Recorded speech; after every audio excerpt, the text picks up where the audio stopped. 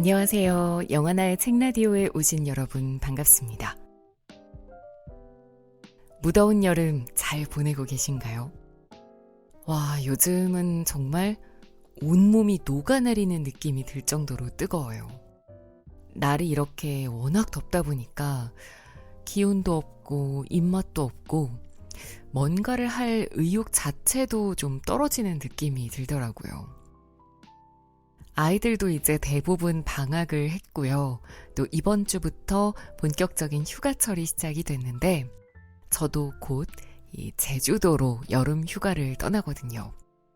햇볕은 너무너무 뜨겁지만 시원한 바다 풍경도 실컷 보고 남이 해주는 맛있는 음식도 좀 먹고요.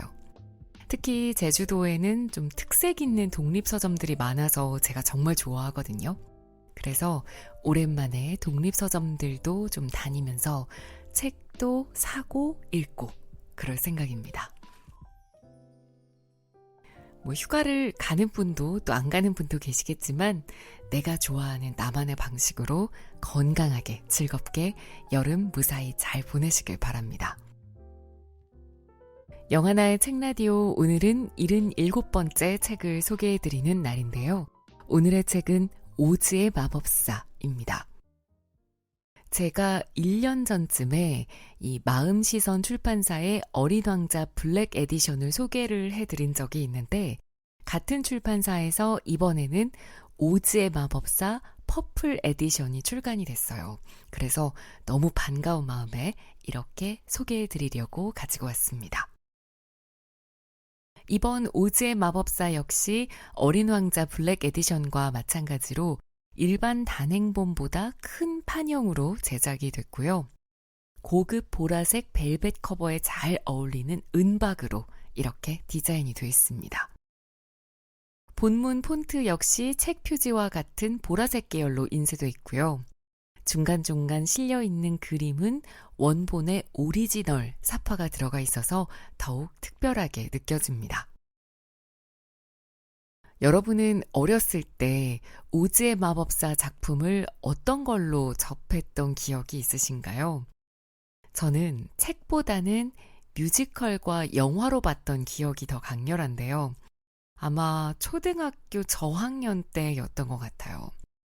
어린이 뮤지컬 오즈의 마법사를 엄마랑 같이 보러 갔었고 또 TV에서 일요일 아침에 했던 그 TV 프로그램 주말의 명화였던가요? 그 프로그램에서 오즈의 마법사를 영화로 봤던 것도 생각이 납니다.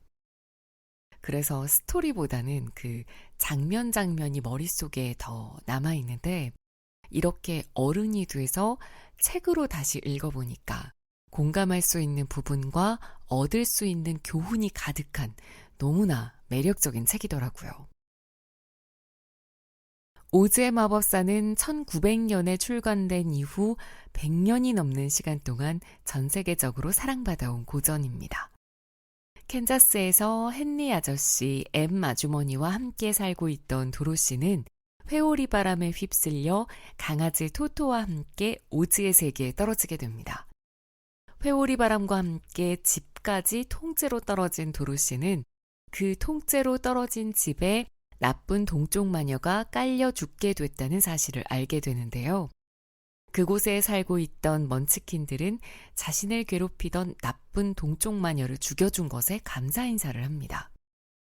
그리고 이 사실을 알게 된 착한 북쪽 마녀는 집으로 돌아가고 싶다는 도로시에게 집으로 가려면 위대한 마법사 오즈가 살고 있는 에메랄드 시티로 가야 한다고 말하죠. 이렇게 도로시는 에메랄드 시티로 모험을 떠나게 되고 그 과정에서 친구들을 만나면서 이야기가 본격적으로 시작이 됩니다. 길 위에서 만나게 되는 이 친구들은 각자 자신에게 부족하거나 없다고 생각하는 걸 마법사 오즈가 주기를 바라면서 함께 모험을 떠나는데요. 허수아비는 두뇌를, 양철나무꾼은 마음을, 그리고 겁쟁이 사자는 용기를 얻고 싶어 합니다. 하지만 모험 여정을 통해서 그들은 자신이 원했던 지혜와 따뜻한 마음, 용기가 이미 자신 안에 있었다는 사실을 서서히 깨닫게 되는데요. 어떻게 보면 고전 동화에서 흔히 다루는 주제고 이야기지만 어른이 되면서 자꾸만 놓치게 되는 삶의 본질적 가치인 스스로에 대한 믿음, 우정, 그리고 가족의 소중함을 다시 한번 떠올리게 됩니다. 어른이 되어서 이렇게 다시 읽기에도 너무 좋고요. 또 요즘 방학이니까 방학을 맞아서 아이와 함께 읽기에도 참 좋을 것 같습니다. 그리고 무엇보다도 어린 왕자 블랙 에디션에 이어서 오즈의 마법사 퍼플 에디션까지 책장에 함께 꽂아 놓으면 너무 고급스럽고 예뻐서 소장 욕구가 뿜뿜하는 그런 책이니까요. 우리 구독자 여러분께서도 꼭 한번 실물로 접해 보셨으면 좋겠습니다. 제가 오늘 낭독해 드릴 부분은요. 에메랄드 시티로 모험을 떠나기 시작한 도로시가 양철나무꾼과 겁쟁이 사자를 만나는 부분, 모험을 하면서 다 함께 현명하게 위기를 헤쳐나가는 부분, 그리고 서쪽의 못된 마녀를 죽이고 마법사 오즈를 만나서 오즈의 정체를 알게 되는 부분입니다. 자, 그럼 지금부터 함께 들어보시죠.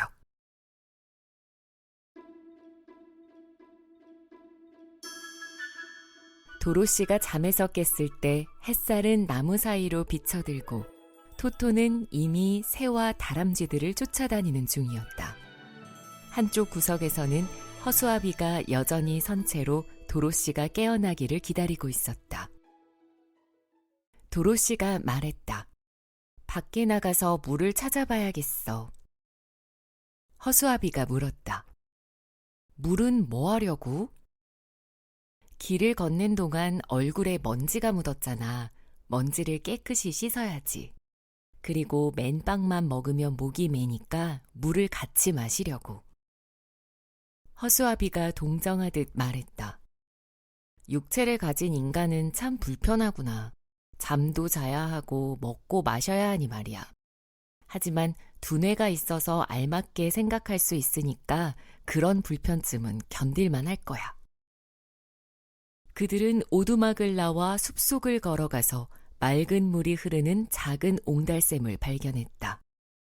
도로시는 샘물을 마시고 세수를 하고 아침을 먹었다. 도로시는 바구니에 빵이 얼마 남지 않은 것을 보고 허수아비가 음식을 먹을 필요가 없어서 다행이라고 생각했다. 남은 빵은 도로시와 토토가 그날 하루 먹기에도 모자란 양이었기 때문이다. 도로시가 식사를 마치고 노란 벽돌길로 돌아가려는데 가까이에서 낮게 앓는 소리가 들려왔다. 이게 무슨 소리지? 겁이 난 도로시가 물었다. 허수아비가 대답했다. 모르겠어. 한번 가보자. 그때 또다시 앓는 소리가 났는데 그들 뒤에서 나는 것 같았다. 그들은 돌아서서 숲속으로 몇 걸음 걸어갔다. 도로시가 나무 사이로 새어들어오는 햇살에 무언가가 반짝이는 것을 발견했다. 그쪽으로 달려간 도로시는 놀라서 작게 소리를 지르며 멈춰섰다. 큰 나무 한 그루가 반쯤 베어져 있고 그 옆에 도끼를 치켜들고 서 있는 한 남자가 있었다. 그는 몸 전체가 양철로 만들어져 있었고 머리와 팔, 다리가 몸통과 연결되어 있었는데 꼼짝도 할 수 없는 듯 완벽히 정지한 자세였다. 도로시는 무척 놀라서 그 남자를 바라봤고 허수아비도 마찬가지였다. 한편 토토는 마구 지저댔고 급기야 양철다리를 덥석 물었다가 이빨만 다쳤다. 도로시가 물었다. 앓는 소리를 낸 게 너였니? 양철사내가 대답했다. 응, 나야. 1년 넘게 소리를 내고 있는데 내 소리를 듣고 도와주러 오는 사람이 아무도 없었어. 도로시는 남자의 슬픈 목소리에 마음이 아파서 부드럽게 물었다. 내가 뭘 도와줄 수 있을까? 기름통을 가져와서 내 몸의 연결 부분에 기름을 좀 칠해줘. 이음매마다 녹이 심하게 슬어서 도무지 움직일 수가 없어. 기름을 잘 발라주면 금방 괜찮아질 거야. 기름통은 내 오두막 선반 위에 있어. 도로시는 얼른 오두막으로 달려가 기름통을 찾은 다음 다시 돌아와 걱정스레 물었다. 이은매가 어디야? 양철 나무꾼이 대답했다. 먼저 목에다 기름칠을 해줘. 도로시는 양철 나무꾼의 목에 기름을 발랐다. 녹이 아주 심하게 슬어서 허수아비가 양철 머리를 잡고 이리저리 부드럽게 비틀어 잘 움직이게 한 뒤에야 양철 나무꾼 스스로 목을 돌릴 수 있었다. 양철 나무꾼이 말했다. 이번에는 팔에 기름칠을 해줘. 도로시가 양철 나무꾼의 팔에 기름을 바르자 허수아비는 녹이 떨어져 나가고 새 것처럼 되도록 팔을 조심스레 구부려 주었다. 양철 나무꾼은 만족스럽게 한숨을 내쉬며 도끼를 내려 나무에 기대어 놓았다. 그러고는 말했다. 아, 살 것 같다. 녹이 쓴 뒤부터 계속 저 도끼를 들고 있었어. 이제야 내려놓을 수 있게 돼서 정말 기뻐. 이제 다리 이음매에 기름을 발라주면 한결 더 좋아질 거야. 도로시와 허수아비는 양철 나무꾼의 다리에 기름을 발라 자유롭게 움직일 수 있게 했다. 양철 나무꾼은 자신을 구해준 도로시와 허수아비한테 거듭 고맙다고 말했다. 그는 매우 예의 바르고 감사할 줄 아는 성품을 지닌 듯했다. 양철 나무꾼이 말했다. 양철 나무꾼이 말했다. 너희가 오지 않았다면 계속 저기 서 있을 뻔했어. 그러니까 너희가 내 목숨을 구해준 거야. 그런데 너희는 어떻게 여기에 오게 된 거야? 도로시가 대답했다. 우리는 마법사 오즈를 만나러 에메랄드 시티로 가는 길이야. 간밤에는 네 오두막에서 잤어. 양철 나무꾼이 물었다. 마법사 오즈는 왜 만나려고 하는데? 나는 캔자스로 돌아가게 해달라고 부탁하고 허수아비는 머리에 두뇌를 만들어 달라고 부탁할 거야. 도로시가 대답했다. 양철 나무꾼은 한동안 골똘히 생각하는 듯했다. 그리고 마침내 그가 입을 열었다. 마법사 오즈가 내게 마음을 줄 수 있을까? 그럴 수 있을 것 같아. 도로시가 대답했다. 허수아비한테 뇌를 줄 수 있다면 너에게 마음을 주는 것도 쉽지 않을까? 그렇겠지? 양철 나무꾼이 대꾸했다. 너희만 허락한다면 나도 에메랄드 시티로 가서 마법사 오즈한테 부탁하고 싶어. 같이 가자. 허수아비가 진심으로 말했다.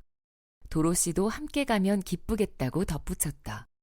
그래서 도끼를 어깨에 맨 양철 나무꾼까지 모두 함께 숲속을 지나 노란 벽돌이 깔린 길로 나왔다. 양철 나무꾼은 기름통을 도로시의 바구니에 넣어달라고 부탁했다. 만약 내가 비를 맞거나 해서 또 녹이 슬면 그 기름통이 꼭 필요하거든. 양철 나무꾼이 새 친구로 합류하게 된 것은 운이 좋은 일이었다. 길을 떠난 지 얼마 안 되어 나무와 나뭇가지가 빽빽이 우거져서 도무지 지나갈 수 없는 곳이 나왔기 때문이다.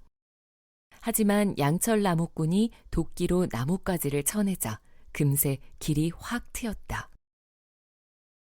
도로시는 걸어가는 동안 무언가를 골똘히 생각하느라 허수아비가 구덩이에 걸려 길 옆으로 넘어진 것도 알아차리지 못했다. 그래서 허수아비는 일으켜달라고 도로시에게 소리를 질러야 했다. 양철 나무꾼이 물었다. 너는 왜 구덩이를 피해서 가지 않니? 허수아비가 유쾌하게 대답했다. 내가 잘 몰라서 그래. 내 머리는 밀짚으로 채워져 있거든. 그래서 두뇌를 좀 넣어달라고 부탁하러 마법사 오즈한테 가는 거잖아. 아, 그렇구나. 그렇지만 두뇌가 세상에서 제일 좋은 건 아니야. 허수아비가 물었다. 너한테는 두뇌가 있니? 아니, 내 머리는 텅 비었어. 하지만 한때는 뇌도 있었고 마음도 있었어. 둘 다 가져본 결과 나는 마음을 더 갖고 싶어. 허수아비가 물었다. 왜 그런데? 내 얘기를 해줄게. 듣고 나면 이해할 거야. 이렇게 해서 그들은 숲속을 걸어가면서 양철 나무꾼의 이야기를 들었다. 나는 숲에서 나무를 베어다 팔아서 생계를 꾸리던 나무꾼의 아들로 태어났어. 나 역시 커서 나무꾼이 되었지. 아버지가 돌아가신 뒤에는 늙은 어머니를 보살폈고 어머니마저 돌아가신 뒤에는 결혼해서 외롭지 않게 살기로 마음먹었어. 아주 아름다운 먼치킨 아가씨가 한 명 있었어. 나는 그 아가씨를 온 마음을 다해 사랑했어. 그녀도 내가 더 좋은 집을 지을 만큼 돈을 벌면 결혼하겠다고 약속했지. 그래서 나는 더 열심히 일했어. 그 아가씨는 어떤 늙은 여자와 함께 살고 있었는데 그 노파는 그녀가 결혼하는 걸 원치 않았어. 게으른 노파는 아가씨가 같이 살면서 대신 요리하고 집안일을 해주기를 바랐던 거야. 노파는 동쪽의 못된 마녀를 찾아가 양 2마리와 소 1마리를 주면서 아가씨가 결혼을 못하게 해달라고 했어.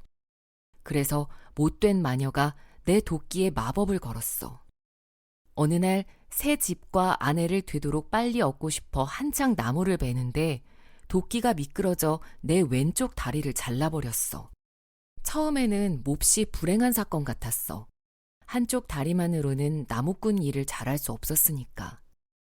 나는 양철공한테 가서 왼쪽 다리를 양철로 만들어 달라고 했어. 양철 다리는 일단 익숙해지니 잘 움직였어. 그러자 못된 동쪽 마녀는 화가 났어. 왜냐하면 마녀는 내가 그 예쁜 먼치킨 아가씨와 결혼하지 못하게 하겠다고 늙은 여자랑 약속했거든. 내가 다시 나무를 베기 시작하자 도끼가 미끄러져 내 오른쪽 다리를 베었어. 나는 다시 양철공을 찾아가 양철로 오른쪽 다리도 만들었지. 그 후 마법에 걸린 도끼는 나의 2팔을 차례로 잘라버렸어. 하지만 나는 조금도 굴하지 않고 양철 팔을 달았어. 그러자 못된 마녀는 도끼를 미끄러지게 해서 내 머리를 잘랐어. 나는 그것으로 끝이라 생각했어. 하지만 양철공이 우연히 나를 발견하고는 양철로 머리를 만들어 주었어. 그래서 나는 못된 마녀를 이겼다고 생각했고 더욱 열심히 일했어. 하지만 못된 마녀가 얼마나 잔인할 수 있는지를 몰랐지. 못된 마녀는 아름다운 먼치킨 아가씨에 대한 나의 사랑을 없애기 위해 새로운 방법을 생각해냈어. 내 도끼를 또다시 미끄러지게 해서 내 몸통을 둘로 쪼개버린 거야. 또다시 양철공이 나를 도와 양철로 내 몸통을 만들고 거기에 이음매를 연결해 양철로 된 내 팔과 다리와 머리를 붙였어. 그래서 나는 전처럼 잘 움직일 수 있게 되었어. 하지만 이제 내게는 마음이 없어. 그래서 먼치킨 아가씨에 대한 사랑을 완전히 잃어버렸고 그녀와 결혼을 하든 말든 이제는 관심이 없어졌어. 그 아가씨는 지금도 내가 찾아오기만을 기다리면서 그 늙은 여자랑 살고 있을 거야. 나는 햇빛을 받으면 반짝반짝 빛나는 내 몸이 자랑스러웠어. 그리고 도끼에 맞아도 다치지 않으니 걱정거리도 사라졌어. 한 가지 위험한 건 이음새에 녹이 쓴다는 거였지. 다행히 내 오두막에 기름통을 두고 신경 써서 필요할 때마다 기름을 쳤어. 그런데 하루는 기름치는 일을 깜빡 잊었다가 폭우를 만났지 뭐야. 그래서 내 몸은 온통 녹이 슬어버렸고 너희가 와서 구해줄 때까지 숲속에서 꼼짝없이 서 있었던 거야. 끔찍한 경험이었지만 그렇게 서 있던 1년 동안 생각할 시간이 많았어. 그리고 나에게 가장 큰 손실은 마음을 잃어버린 것이었다는 사실을 깨닫게 되었어. 사랑에 빠져 있는 동안 나는 세상에서 가장 행복한 사람이었어. 하지만 마음이 없으면 아무도 사랑할 수 없어. 그래서 나는 마법사 오즈에게 마음을 달라고 부탁하기로 결심했어. 오즈가 나에게 마음을 만들어주면 나는 먼치킨 아가씨를 찾아가서 그녀와 결혼할 거야. 도로시와 허수아비는 양철 나무꾼의 이야기를 아주 흥미롭게 들었고 이제는 그가 왜 그토록 마음을 갖고 싶어 하는지 이해했다. 허수아비가 말했다. 그래도 나는 마음보다는 두뇌를 달라고 할 거야. 왜냐하면 바보는 마음을 가지고 있어도 그것으로 뭘 해야 하는지 모를 테니까. 양철 나무꾼이 대꾸했다. 나는 마음을 택하겠어. 왜냐하면 두뇌는 사람을 행복하게 만들 수는 없거든. 그런데 내 생각엔 행복이야말로 세상에서 가장 좋은 거야. 도로시는 아무 말도 하지 않았다. 두 친구 중 누구의 말이 옳은지 알 수 없었기 때문이다. 그리고 캔자스로 돌아가서 엠 아줌마를 다시 만날 수만 있다면 허수아비에게 두뇌가 있든 없든 양철 나무꾼에게 마음이 있든 없든 아니면 각자 원하는 것을 얻든 말든 자기하고는 상관이 없다고 생각했다. 그때 도로시의 가장 큰 걱정거리는 빵이 거의 다 떨어져 가는 것이었다. 자신과 토토가 한 끼만 더 먹으면 바구니가 텅 빌 터였다.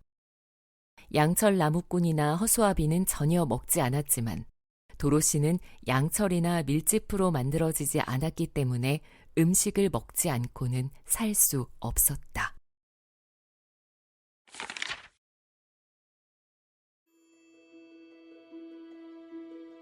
도로시와 친구들은 울창한 숲속을 계속 걸었다. 숲속의 난길은 노란 벽돌이 깔려 있었지만 마른 나뭇가지와 가랑잎들이 잔뜩 뒤덮여 있어서 걷기가 무척 힘들었다. 이 지역에는 새도 별로 없었다. 새들은 햇빛이 잘 드는 탁 트인 곳을 좋아하기 때문이다. 새소리 대신 나무 사이에 숨어있는 들짐승들의 낮은 울음소리가 이따금 들려오곤 했다. 어떤 짐승의 소리인지 알 수가 없어서 어린 도로시는 심장이 마구 뛰었다. 하지만 토토는 알았다. 그래서 도로시 옆에 바짝 붙어 걸으면서 함부로 짖지도 않았다. 도로시가 양철 나무꾼에게 물었다. 이 숲을 빠져나가는데 얼마나 오래 걸릴까? 모르겠어. 나도 에메랄드 시티에 가본 적이 없으니까. 내가 어릴 때 우리 아버지가 한번 그곳에 다녀오신 적이 있는데 마법사 오즈가 있는 도시에 가까이 갈수록 아름다웠지만 위험한 지역을 통과해야 하는 아주 긴 여정이었다고 하셨어. 하지만 내게 기름통이 있는 이상 나는 무섭지 않아. 허수아비 또한 아무도 해칠 수 없고. 도로시 너는 이마에 착한 마녀의 입맞춤 자국이 있으니까 그게 널 위험에서 지켜줄 거야. 도로시가 걱정스레 말했다. 하지만 토토는 무엇이 지켜주지? 양철 나무꾼이 말했다. 토토가 위험해지면 우리가 지켜주면 돼. 그런데 바로 그때 숲속에서 무시무시한 짐승 소리가 들리더니 몸집이 커다란 사자 한 마리가 뛰쳐나왔다. 사자가 앞발로 한 번 후려치자 허수아비는 길가로 대굴대굴 굴러가 버렸다. 이어서 사자는 양철 나무꾼을 날카로운 발톱으로 후려쳤다.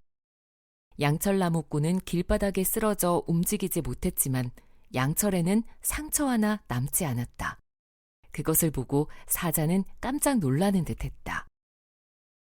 작은 토토는 적과 마주하게 되자 왈왈 짖으면서 사자에게 달려들었다. 커다란 사자가 입을 크게 벌려 토토를 물려는 찰나 토토가 죽을까봐 겁이 난 도로시가 위험을 무릅쓰고 사자에게 달려들었다. 그러고는 있는 힘껏 사자의 코를 후려치며 소리쳤다. 토토를 물기만 해봐. 너처럼 커다란 짐승이 이렇게 조그만 강아지를 물려고 하다니 부끄럽지도 않니? 사자가 도로시한테 맞은 코를 문지르며 말했다. 안 물었잖아. 도로시가 쏘아붙였다. 하지만 물려고 했잖아. 넌 덩치만 큰 겁쟁이야. 사자가 부끄러워서 고개를 떨구며 말했다. 나도 알아. 예전부터 알고 있었어. 하지만 달리 방법이 없는 걸 어떡해? 방법은 네가 찾아야지. 아휴, 밀짚으로 만들어진 가엾은 허수아비를 치다니. 사자는 도로시가 허수아비를 일으켜 세운 다음 탁탁 두드리며 모양을 다시 잡아주는 모습을 보면서 깜짝 놀라 물었다. 밀짚으로 만들어졌다고? 도로시가 여전히 화가 난 채로 대답했다. 그래, 밀짚으로 만들어졌어.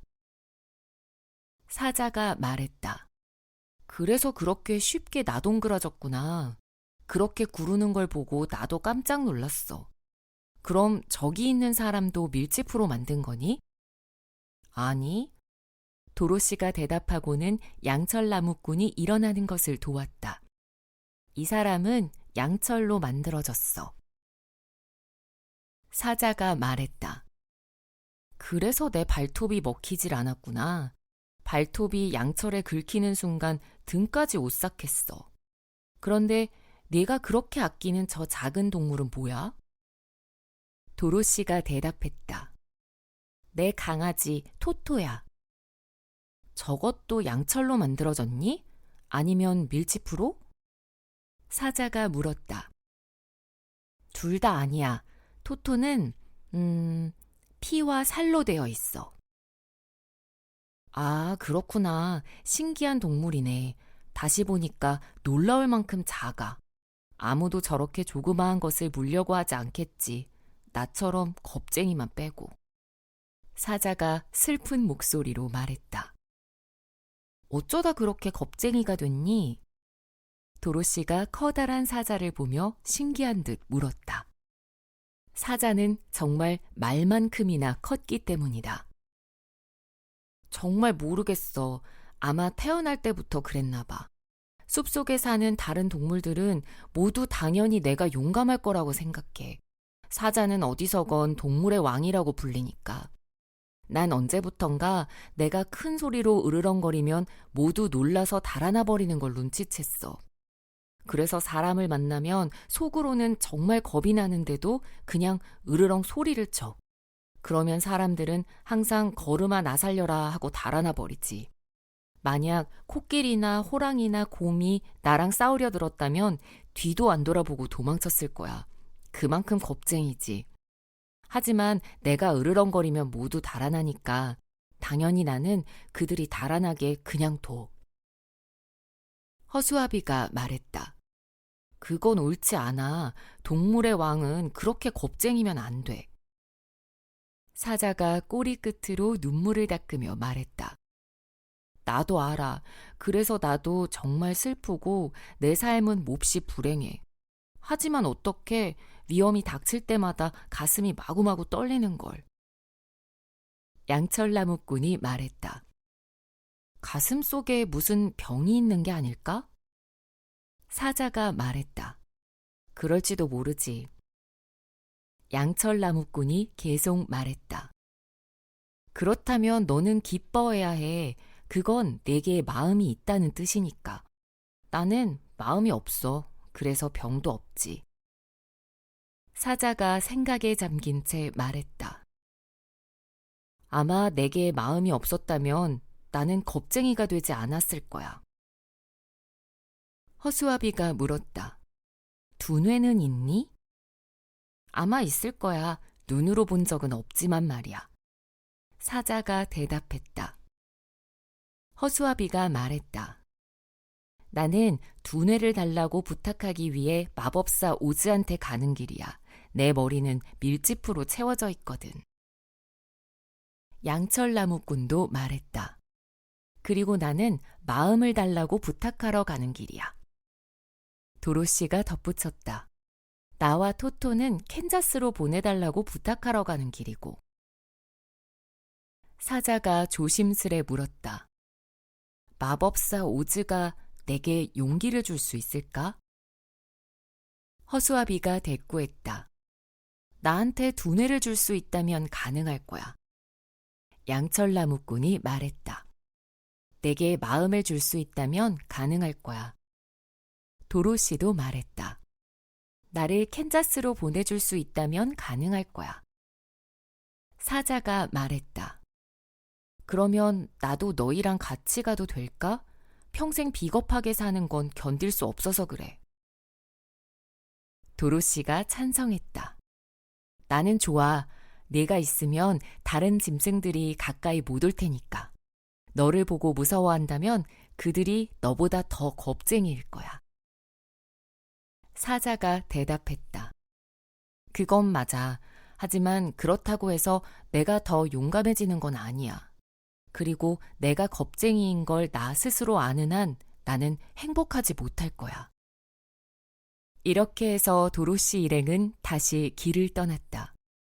사자는 도로시 옆에서 위풍당당하게 걸었다. 처음에 토토는 이 새로운 길동무를 좋게 생각하지 않았다. 사자의 커다란 이빨에 물릴 뻔했던 일을 잊을 수 없었던 것이다. 하지만 얼마 지나자 사자를 편안하게 여기게 되었고, 이제 토토와 겁쟁이 사자는 다정한 친구가 되었다. 이후로 그날 하루는 평화로운 여행을 깰 만한 특별한 사건 없이 무사히 지나갔다. 사실 양철나무꾼이 길바닥을 기어가는 딱정벌레 한 마리를 밟는 바람에 가여운 딱정벌레가 죽는 일이 있긴 했다. 이 일 때문에 양철나무꾼은 매우 슬퍼했다. 나무꾼은 항상 어떤 생명체도 다치게 하지 않으려고 조심했기 때문이다. 그는 걸어가면서 슬픔과 후회로 눈물을 몇 방울 흘렸다. 이 눈물이 얼굴을 타고 천천히 흘러 턱의 이음매 부분을 적셨고, 그래서 그 부분에 녹이 슬었다. 잠시 뒤 도로시가 질문을 던졌지만 녹이 슬면서 위턱과 아래턱이 단단히 붙어버리는 바람에 양철나무꾼은 입을 벌릴 수가 없었다. 나무꾼은 깜짝 놀라 도로시에게 도와달라고 여러 번 몸짓했지만 도로시는 이해하지 못했다. 사자 역시 무엇이 잘못되었는지 몰라 어리둥절했다.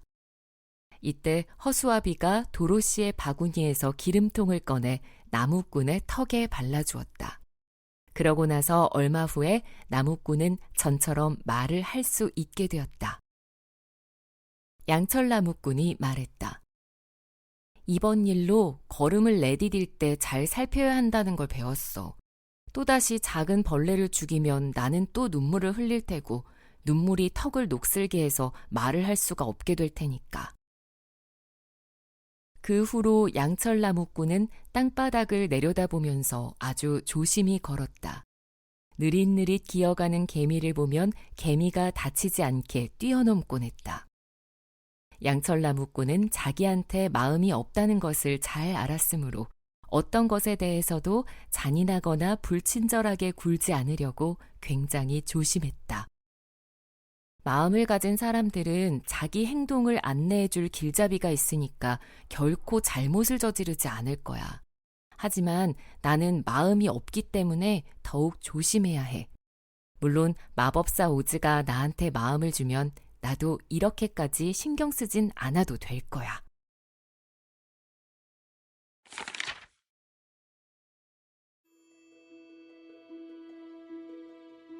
근처에 집이라곤 통 보이지 않아서 도로시와 친구들은 그날 밤 숲속의 커다란 나무 밑에서 밤을 보내야 했다.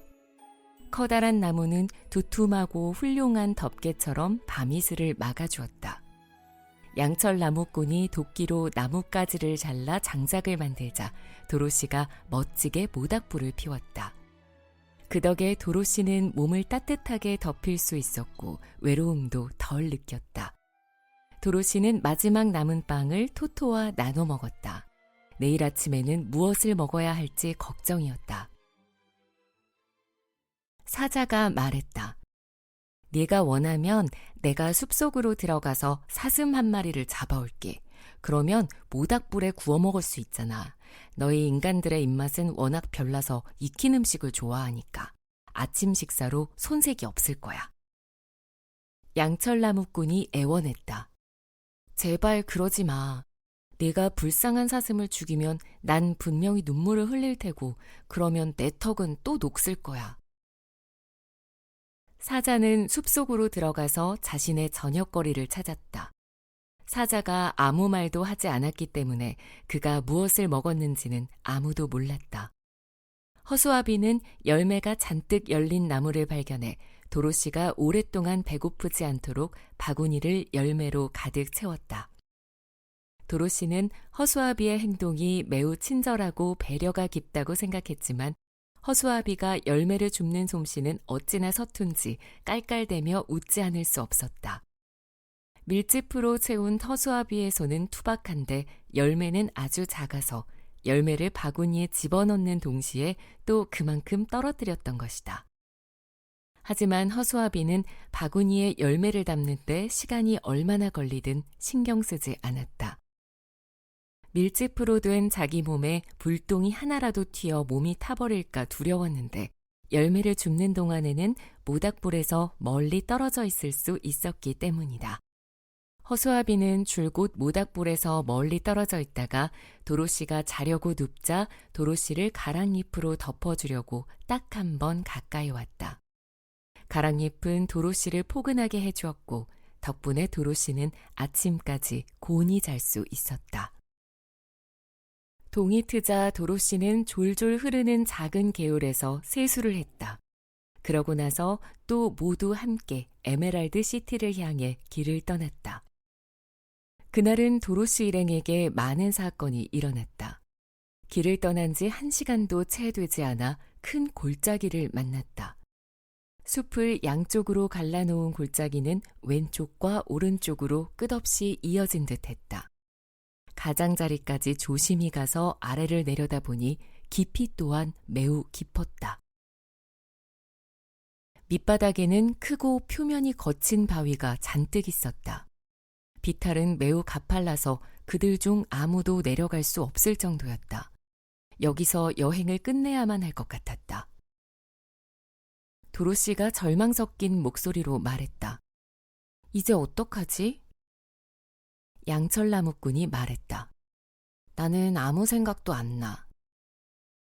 사자도 순 많은 갈기를 흔들며 생각에 잠긴 표정을 지었다.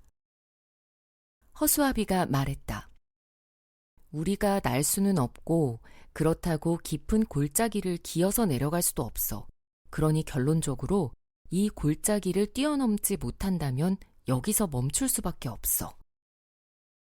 그 말을 들은 겁쟁이 사자가 골짜기 건너편까지 거리를 속으로 꼼꼼히 가늠해 본 뒤 말했다. 나는 뛰어넘을 수 있을 것 같아. 허수아비가 말했다. 그럼 됐다. 네가 우리를 등에 태우고 건너뛰면 되잖아. 한 번에 한 명씩 말이야. 한번 해볼게. 사자가 말했다. 누가 먼저 탈래? 허수아비가 나섰다. 내가 탈게. 만약에 내가 도로시를 태우고 건너뛰다가 잘못되면 도로시는 죽을 수 있고 양철나무꾼이라면 바닥에 바위에 부딪혀 심하게 찌그러질 수 있어. 하지만 나라면 그리 문제될 게 없어. 나는 떨어져도 전혀 다치지 않을 테니까. 겁쟁이 사자가 말했다. 나도 떨어질까봐 엄청 무서워. 그래도 해보는 수밖에 없는 것 같아. 그러니까 내 등에 타. 한번 해보자. 허수아비가 사자의 등에 올라타자 덩치 큰 사자는 골짜기 가장자리로 바짝 다가가서 몸을 웅크리고 자세를 취했다. 저 뒤에서 달려와 뛰어넘는 게 어때? 허수아비가 말했다. 사자가 대답했다. 그건 우리 사자들 방식이 아니야. 그러더니 사자는 휙 하고 허공으로 몸을 날려 건너편에 무사히 내려앉았다. 사자가 골짜기를 쉽게 뛰어넘는 것을 보고 모두 정말 기뻐했다. 사자는 허수아비가 등에서 내리자 다시 골짜기를 건너뛰어 일행에게 돌아왔다. 다음은 도로시가 가야겠다고 생각했다. 그래서 토토를 품에 안고 사자의 등에 올라타고서 한 손으로 사자의 갈기를 꽉 붙들었다. 다음 순간 마치 하늘을 나는 듯한 느낌이 들었다. 그 다음 더 생각할 틈도 없이 건너편에 무사히 도착해 있었다. 사자는 다시 건너가 양철나무꾼을 태워왔다. 그들은 모두 앉아서 사자가 잠시 쉴 틈을 줬다. 골짜기를 여러 번 뛰어넘느라 숨이 찬 사자가 먼 길을 달려온 커다란 개처럼 숨을 헐떡였기 때문이다. 골짜기를 넘어서자 이쪽 숲은 너무나 울창해서 어둡고 음산해 보였다. 사자가 충분히 휴식을 취한 후 그들은 노란 벽돌길을 따라 출발했다. 언제쯤 숲이 끝나고 다시 밝은 햇빛이 나올지 저마다 속으로 걱정했다. 가뜩이나 불안한데 얼마 안가 깊은 숲속에서 괴상한 소리가 들려왔다. 사자가 이 지역은 칼리다들이 사는 곳이라고 작은 목소리로 말했다. 도로시가 물었다. 칼리다가 뭐야? 사자가 대답했다.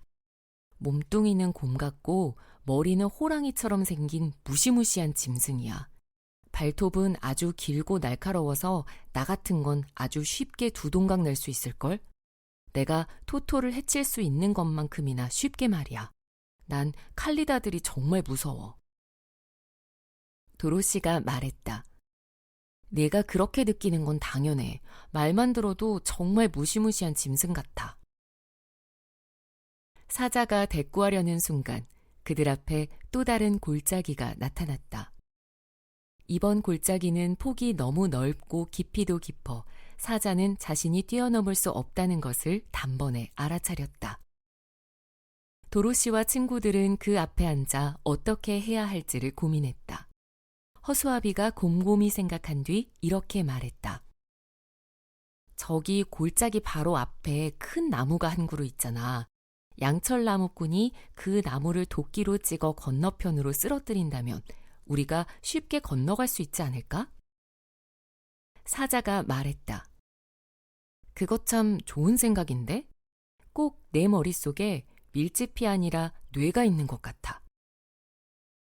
양철나무꾼은 바로 일을 시작했다. 도끼가 아주 날카로워서 나무는 거의 순식간에 잘렸다. 이어서 사자가 힘센 앞발로 나무를 힘껏 밀었다. 커다란 나무는 천천히 기울어지다가 골짜기를 가로질러 쿵 소리를 내며 쓰러졌고 나무 꼭대기가 건너편에 걸쳐졌다. 그들이 이 별난 다리를 막 건너려고 할 때 날카로운 울음소리가 들려왔다. 다들 놀라서 소리나는 쪽을 돌아보자 몸뚱이는 곰 같고 머리는 호랑이 같은 커다란 짐승 2마리가 그들을 향해 무섭게 달려오고 있었다. 겁쟁이 사자가 부들부들 떨기 시작했다. 칼리다다. 허수아비가 소리쳤다. 빨리 다리를 건너자. 도로시가 토토를 품에 안고 먼저 건넜다. 양철나무꾼이 그 뒤를 따랐고 허수아비가 그 다음으로 갔다. 사자는 정말로 무서웠지만 칼리다를 향해 돌아서서 아주 큰 소리로 으르렁거렸다. 그 소리에 도로시는 비명을 질렀고 허수아비는 뒤로 나자빠졌다. 사나운 짐승들도 깜짝 놀라 잠시 멈춰서고는 사자를 쳐다봤다. 하지만 칼리다들은 자기들이 사자보다 몸집이 더 크고 자기들은 둘인데 사자는 하나뿐인 것을 알아채고는 다시 달려왔다. 사자는 외나무 다리를 건너간 다음 칼리다들이 어떻게 하는지 보려고 돌아보았다. 사나운 짐승들은 잠시도 주춤하지 않은 채 외나무 다리를 건너오고 있었다. 사자가 도로시에게 말했다. 큰일 났어. 저놈들이 분명 날카로운 발톱으로 우리를 갈기갈기 찢어버릴 거야. 그렇지만 내 뒤에 바싹 붙어 있어. 내가 살아있는 한 저놈들과 맞서 싸울 테니까. 그때 허수아비가 외쳤다. 잠깐만.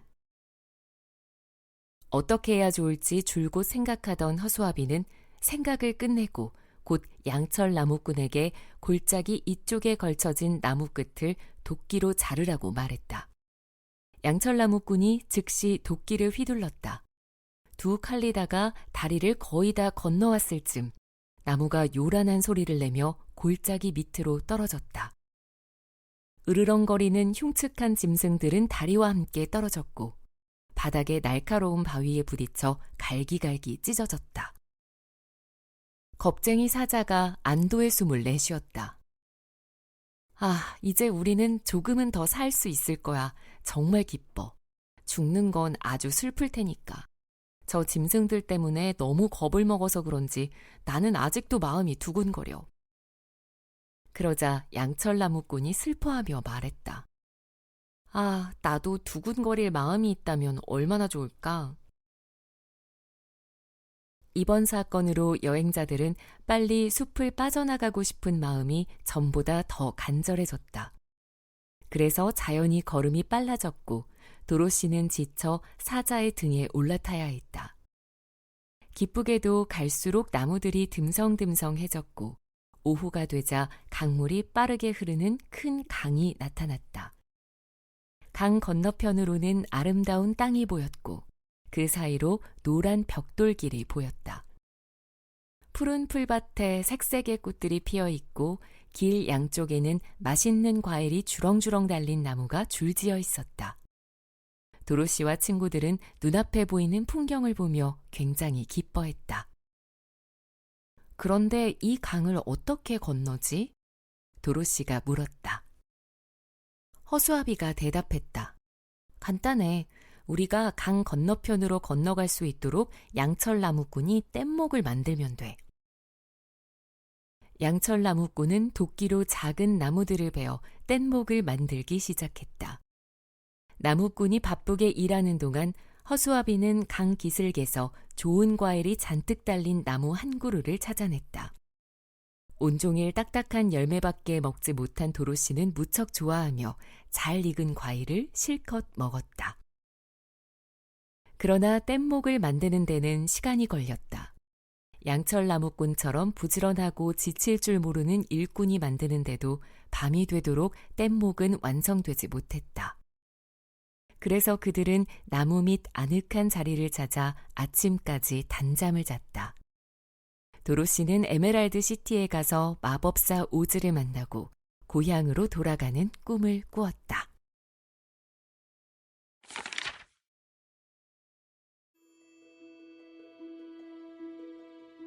도로시와 친구들은 에메랄드 시티의 커다란 성문으로 걸어가 초인종을 눌렀다.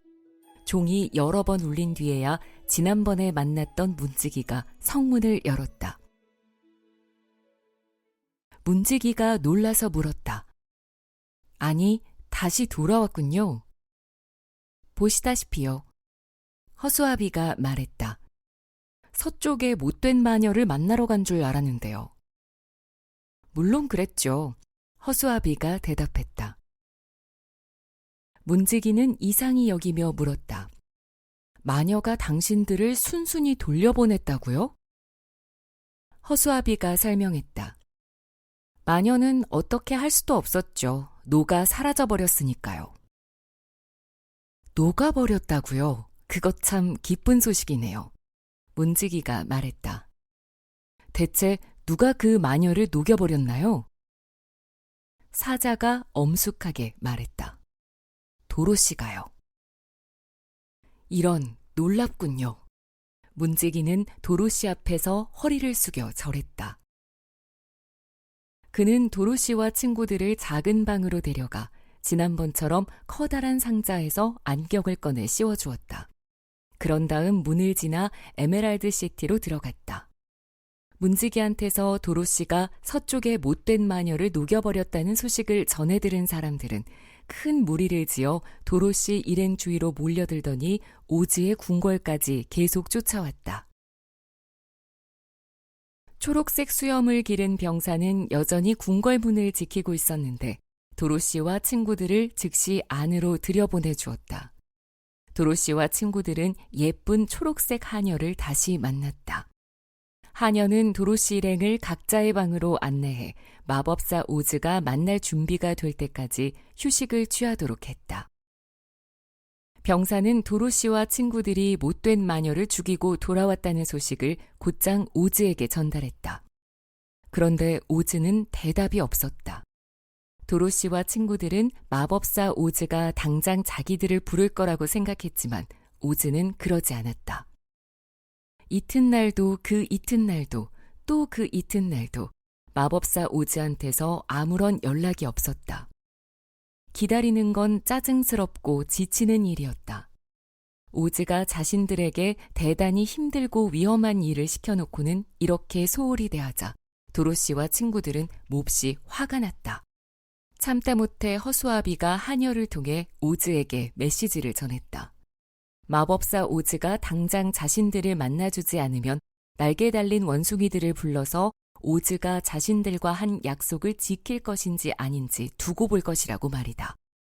이 메시지를 전해 들은 마법사 오즈는 겁을 집어먹고 그들에게 다음날 아침 9시 4분에 접견실로 찾아오라고 말했다. 서쪽 나라에서 날개 달린 원숭이들을 만난 적이 있던 오즈는 다시는 그 원숭이들을 만나고 싶지 않았던 것이다. 그날 밤 도로시와 친구들은 오즈가 각자에게 약속한 선물을 생각하느라 통 잠을 이루지 못했다. 도로시만이 아주 깜빡 잠에 들었다가 캔자스로 돌아간 꿈을 꾸었다. 꿈에서 엠 아줌마는 도로시에게 집에 다시 돌아와 얼마나 기쁜지 모른다고 말했다. 다음날 아침 정확히 9시에 초록색 수염의 병사가 도로시와 친구들을 찾아왔다. 그들은 4분 뒤 마법사 오즈의 접견실로 들어갔다. 그들은 저마다 지난번에 자신들이 만났던 마법사 오즈를 기대했다가 접견실 안에 아무도 없는 것을 보고는 굉장히 놀랐다. 그들은 문 가까이에 서로 바싹 붙어 서 있었다. 정적이 감도는 빈 방 안의 분위기가 그 어떤 모습의 오즈보다 더 무서웠기 때문이다. 이내 위쪽에서 엄숙한 목소리가 들려왔다. 목소리는 둥근 천장 어딘가에서 나오는 것 같았다. 나는 위대하고 무서운 마법사 오즈다. 너희는 무슨 일로 나를 찾느냐? 도로시 일행은 방 안 구석구석을 살펴봤지만 아무도 보이지 않았다. 도로시가 물었다. 어디 계세요? 나는 어디에나 있다. 목소리가 대답했다. 하지만 보통 사람들의 눈에는 보이지 않는다. 너희가 나와 이야기할 수 있도록 이제 내 옥좌에 앉겠다. 그러자 정말로 목소리는 그때부터 옥좌에서 울려나오는 것 같았다. 그래서 도로시와 친구들은 옥좌 쪽으로 걸어가서 한 줄로 나란히 섰다. 도로시가 말했다. 약속을 지켜주세요. 무슨 약속 말이냐? 오즈가 물었다. 못된 마녀를 죽이면 저를 캔자스로 보내주겠다고 약속하셨잖아요. 소녀가 말했다. 그리고 내게는 두뇌를 주겠다고 약속했고요. 허수아비가 말했다. 내게는 마음을 주겠다고 약속했죠. 양철나무꾼이 말했다. 내게는 용기를 주겠다고 약속했어요. 겁쟁이 사자도 말했다. 못된 마녀를 정말로 죽였다는 말이냐? 목소리가 물었다. 도로시 생각에는 목소리가 조금 떨리고 있는 것 같았다. 도로시가 대답했다. 그래요. 제가 양동이 물로 녹여버렸어요. 이런. 목소리가 말했다. 참으로 놀랍구나. 아무튼 내일 오너라. 나는 생각할 시간을 좀 가져야겠다. 이미 충분한 시간을 가졌잖아요. 양철나무꾼이 화가 나서 말했다. 우리는 이제 단 하루도 더 기다릴 수 없습니다. 허수아비가 말했다. 이제 약속을 지키셔야 해요. 도로시가 외쳤다. 사자는 마법사에게 겁을 주는 게 좋겠다는 생각이 들어서 큰 소리로 으르릉거렸다. 갑작스러운 소리에 토토가 깜짝 놀라 펄쩍 뛰다가 구석에 세워놓은 병풍을 넘어뜨리고 말았다. 병풍이 쿵 넘어지자 도로시와 친구들은 다 그쪽을 바라보았다. 그리고 모두 깜짝 놀랐다.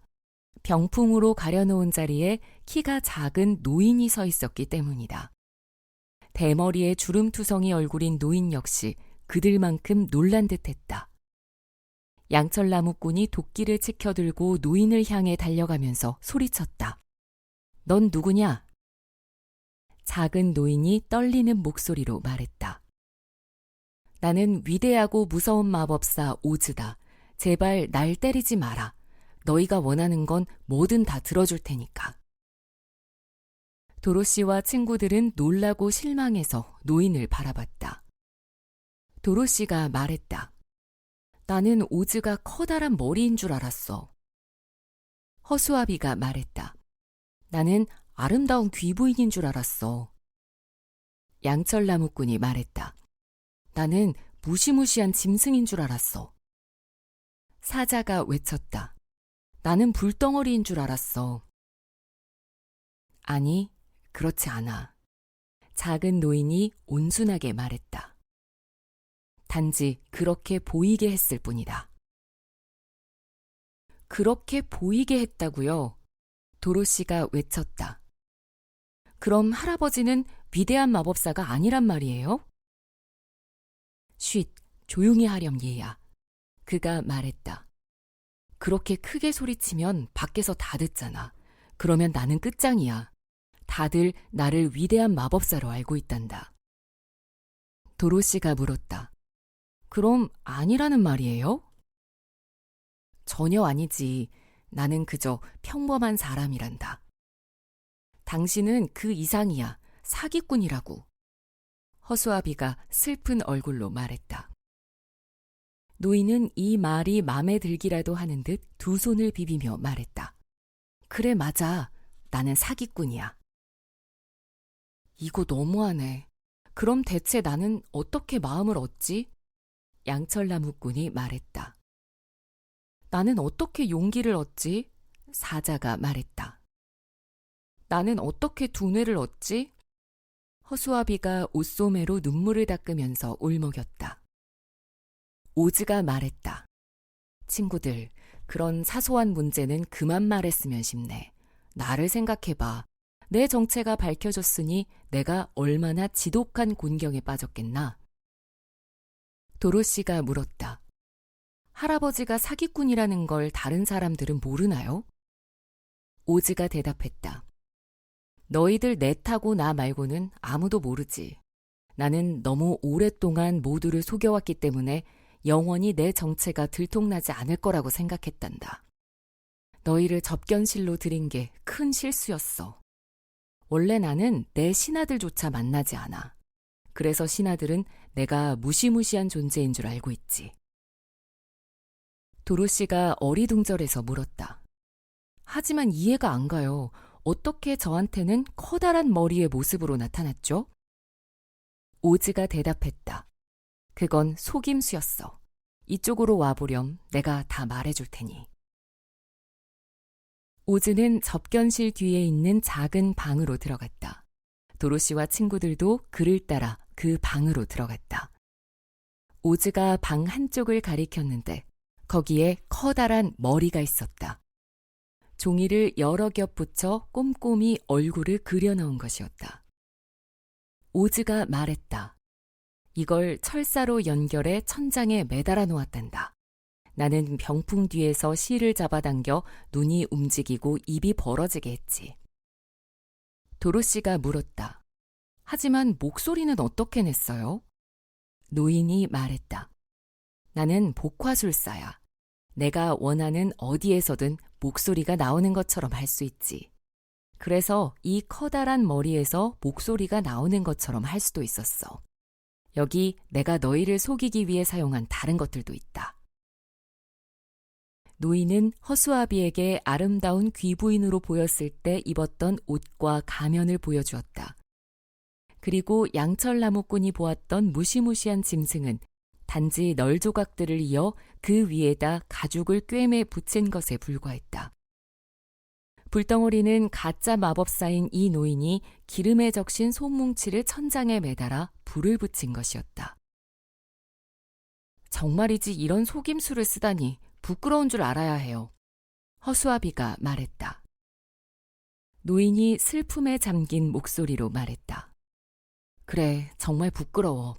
하지만 어쩔 수 없었어. 자, 의자가 얼마든지 있으니 앉으렴. 내 이야기를 들려줄 테니. 그래서 도로시와 친구들은 자리에 앉아 오즈의 이야기에 귀를 기울였다. 나는 오마하에서 태어났단다. 도로시가 외쳤다. 어머, 거기는 캔자스에서 그리 멀지 않아요. 그래, 하지만 여기서는 아주 멀지. 오즈가 슬픈 듯 고개를 저었다. 나는 어려서부터 복화술사로 훈련받았어. 훌륭한 스승한테 배웠지. 어떤 새나 동물의 소리든 다 흉내낼 수 있단다. 오즈는 이렇게 말하고서 야옹 하고 새끼 고양이의 울음소리를 흉내냈는데 너무나 그럴듯해 토토가 귀를 쫑긋 세우고 사방을 둘러볼 정도였다. 오즈가 이야기를 계속했다. 어느 정도 시간이 지나자 나는 그 일에 실증이 나서 기구를 타는 사람이 되었어. 도로시가 물었다. 그게 뭐예요? 오즈가 설명했다. 서커스가 열리는 날 큰 풍선을 타고 하늘로 올라가는 사람이란다. 사람들을 많이 끌어모아 서커스를 구경하러 오게 만드는 거지. 도로시가 말했다. 아하, 알아요. 하루는 기구를 타고 하늘로 올라갔는데 밧줄이 끊어지는 바람에 아래로 다시 내려갈 수가 없었어. 기구는 구름 위로 높이 올라가 바람을 타고서 멀리, 아주 멀리 날아갔단다. 하룻낮과 하룻밤을 꼬박 날았지. 내가 다음 날 아침 깨어나 보니 기구는 낯설고 아름다운 나라 위에 떠 있었어. 기구는 천천히 아래로 내려왔어. 덕분에 나는 조금도 다치지 않았지. 내려와 보니 어느새 내 주위에는 구름 사이에서 내려오는 나를 위대한 마법사로 여기는 낯선 사람들이 모여 있더구나. 물론 나는 그들이 그렇게 생각하도록 그냥 내버려 두었어. 그들은 나를 두려워하고 내가 원하는 건 뭐든 하겠다고 약속했지. 나는 기분 전환도 하고 착한 사람들에게 목표를 주어 부지런히 일하게도 할 겸 이 도시와 궁궐을 짓게 했어. 그들은 그 모든 일을 기뻐하며 잘 해냈지. 이 나라는 초록빛 풍경이 아름다운 곳이라 이곳을 에메랄드 시티라 부르게 했고 그 이름에 더 잘 어울리도록 모든 사람에게 초록색 안경을 쓰게 했어. 모든 것이 초록색으로 보이도록 말이지. 도로시가 물었다. 그러면 이곳에 있는 모든 것이 초록색이 아니란 말인가요? 다른 도시들과 마찬가지란다. 오즈가 대답했다. 하지만 초록색 안경을 쓰면 눈앞의 모든 것이 초록색으로 보이게 되지. 에메랄드 시티는 아주 오래전에 세워졌어. 내가 탄 기구가 이곳에 도착했을 때 나는 젊었는데 지금은 아주 늙어버렸으니까. 하지만 여기 사람들은 아주 오랫동안 초록색 안경을 써왔기 때문에 이곳이 정말로 에메랄드로 만들어진 도시라고 믿고 있어. 실제로 이곳은 보석과 귀금속 광물이 풍부하고 사람들이 행복하게 사는 데 필요한 모든 것이 갖춰진 아름다운 곳이기도 하고. 나는 사람들을 친절하게 대했고 그들 또한 나를 좋아해. 하지만 이 궁궐이 지어진 이후 나는 여기에 틀어박힌 채 아무도 만나지 않았어. 내가 가장 두려워한 것은 마녀들이었어. 내게는 마법의 힘이 전혀 없지만 마녀들은 정말로 놀라운 일들을 할 수 있었으니까. 이 나라에는 마녀가 4명 있었는데 각각 북쪽, 남쪽, 동쪽, 서쪽 지역의 사람들을 다스렸지. 다행히 북쪽과 남쪽의 마녀는 착해서 내게 아무런 해를 끼치지 않으리라는 것을 나는 알았지. 하지만 동쪽과 서쪽의 마녀들은 몹시 사악했어. 내가 자기보다 힘이 세지 않다는 걸 알았다면 분명 나를 죽였을 거야. 나는 오랫동안 그 못된 마녀들을 몹시 두려워하면서 살았단다. 그러니 동쪽 마녀가 내 집에 깔려 죽었다는 소식을 듣고 내가 얼마나 기뻤을지 한번 생각해 보렴. 너희가 나를 찾아왔을 때 나는 또 다른 못된 마녀를 없애주기만 한다면 정말 무엇이든 다 해주고 싶었단다. 그런데 실제로 너희가 그 못된 마녀를 녹여 없애버렸는데 이제 와서 내가 그 약속을 지킬 수 없다고 말하려니까 너무나 부끄럽구나. 도로시가 말했다. 할아버지는 정말 나쁜 사람이에요. 오, 아니란다 얘야. 사실 나는 좋은 사람이야. 다만 마법사로는 아주 형편없다는 걸 인정해. 허수아비가 물었다. 내게 두뇌를 줄 수 없다는 말인가요? 너한테는 두뇌가 필요 없어. 너는 날마다 무언가를 배우고 있으니까. 아기한테는 두뇌가 있지만 아는 게 별로 없지. 오로지 경험을 통해 지식을 얻을 수 있단다. 너는 이 세상에 오래 살면 살수록 더 많은 경험을 얻게 될 거야. 허수아비가 말했다. 그럴지도 모르죠. 하지만 당신이 내게 두뇌를 주지 않으면 나는 아주 불행할 거예요. 가짜 마법사는 허수아비를 찬찬히 바라보았다. 그러고는 한숨을 쉬며 말했다. 나는 이미 말했듯이 대단한 마법사가 아니란다. 하지만 내일 아침에 다시 오면 내 머릿속에 뇌를 채워주도록 하지.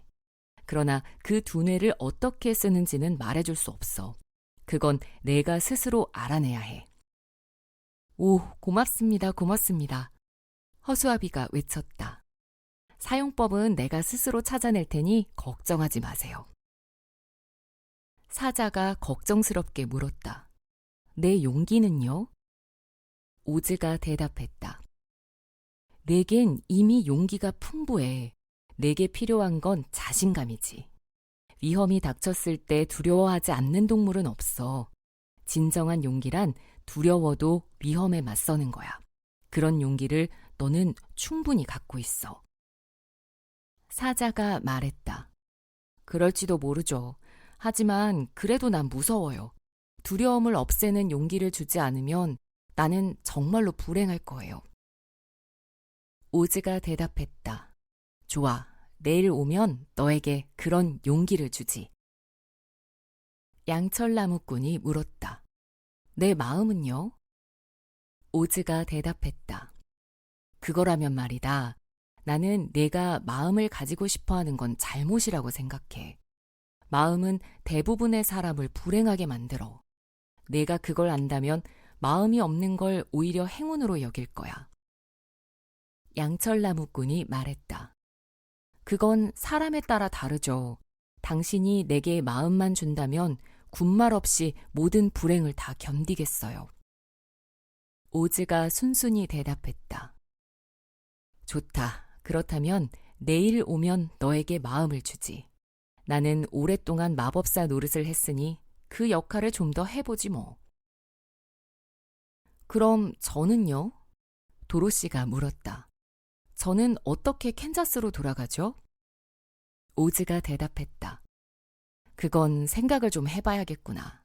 고민할 시간을 2, 3일만 더 주면 너를 사막 건너편으로 데려갈 방법을 찾아보마. 그동안 너희는 내 손님으로 지내렴. 궁궐에 머무는 동안 이곳 사람들이 너희 시중을 들면서 원하는 모든 것을 다 해줄 거야. 변변치 않지만 그 대가로 내가 요구하는 것은 단 한 가지뿐이야. 제발 내 비밀을 지켜주고 내가 사기꾼이라는 걸 아무한테도 말하지 말아다오. 도로시와 친구들은 오즈의 정체에 대해 비밀을 지키겠다고 약속하고 한껏 기분이 좋아져서 각자 방으로 돌아왔다. 오즈를 위대하고 무시무시한 사기꾼이라고 부른 도로시조차 그가 캔자스로 돌아갈 방법을 찾아주리라는 희망을 품었다. 그렇게만 해준다면 오즈가 한 짓을 모두 기꺼이 용서해줄 작정이었다.